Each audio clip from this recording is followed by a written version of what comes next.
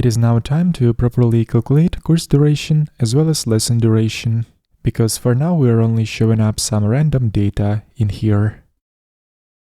So let's open up courses migration. Right here, as you can see, we have previously added length column, which is supposed to contain the duration of the course, but just because this duration has to be based on the total length of every lesson that belongs to this course, we are not going to store this duration in a column. Instead, we will calculate this duration dynamically, so there is no need for this column. Let's remove it, as well as remove that length attribute from the course factory right here.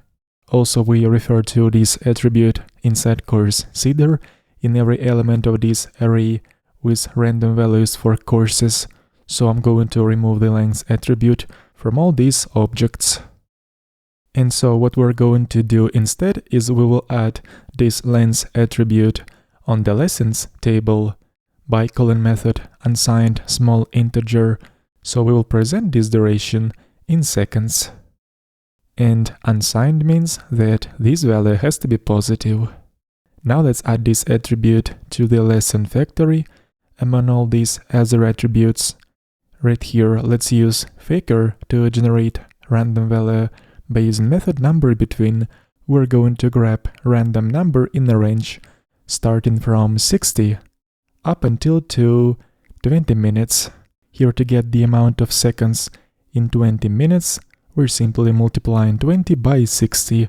And just to make this code more readable, I'm going to use the constant instead of using 60 as amount of seconds per minute. There is a constant that stores the same value on the Carbon class called seconds per minute. And the same constant we're going to reference in this place. We'll have to import Carbon class from eliminate support namespace. And now let's go inside lesson seeder. And right here, I'm going to add lesson attribute into every element of this array with dummy data for lessons. I'm going to calculate values for the length column dynamically, just to make it easier for us to see how many minutes are actually presented by the amount of seconds.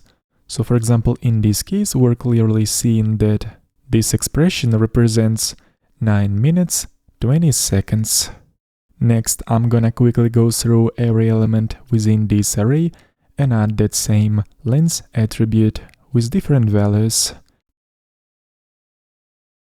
And once that's ready, I'm gonna switch over to the terminal, and just because we have changed one of the migrations, let's rerun all those migrations by simply executing migrate fresh command.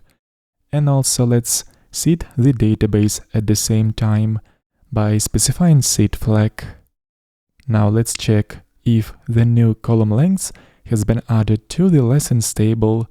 As you can see, this column exists.